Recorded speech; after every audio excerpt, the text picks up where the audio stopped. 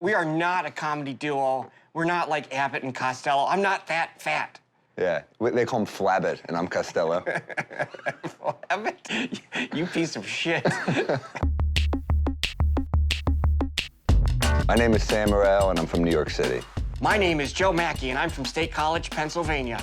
It's pretty lucky to have a friend that you start out with that's still doing comedy, because comedy is a lonely profession. It's such an isolating career choice. I had a bad week last week, and the first person I talked to was Sam.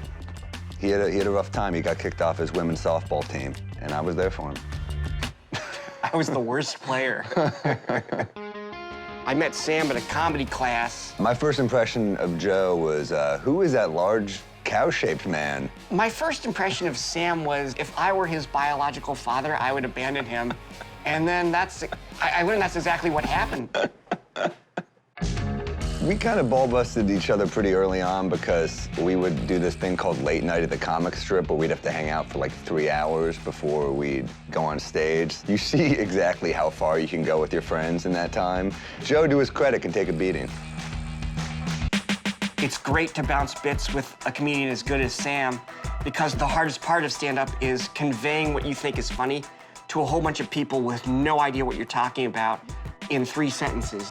Sometimes I'll tell Joe a joke, and sometimes it's almost a bad sign when he laughs because Joe's mind is so odd and original and peculiar. Never try to write something that you think the audience will think is funny, and that's the only reason you're doing it. That's great advice, Joe. Never write something you think the crowd that paid to see you will enjoy. Take that to heart.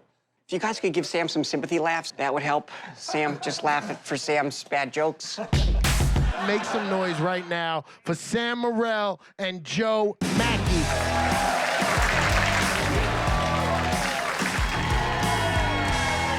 How are you guys? Hello, everybody.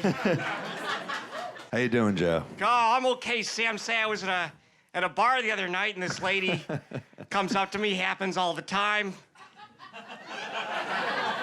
And she's like, "Do you like to party?"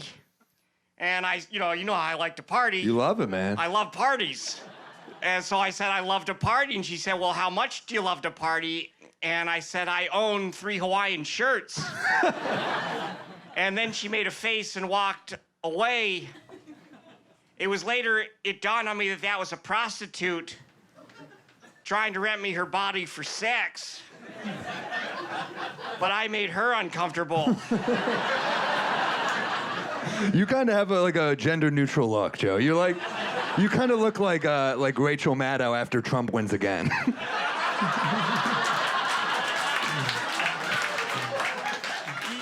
You don't have to clap because he says something unfunny. Are you a big drinker, Joe? I like to have a brewski or twoski every now and again, Sam. What's your go-to? I like a J-Mo on the rocks, dog. Yeah. I read this article that said how to quit drinking the other day on CNN. It said try to replace drinking with another activity like tennis with a friend. I was like, that's a good example. That's often the crossroads that I find myself at 4:55 a.m. I can't tell you how often I'm coming out of a blackout like, I should have played doubles instead. Why? What a good example. They're telling you to replace a horrible addiction with a fun activity. I'm gonna start doing that to heroin addicts. Like, you should do Zumba instead. It also wouldn't work because you don't have friends. Thank you very much, guys. Thanks for coming out.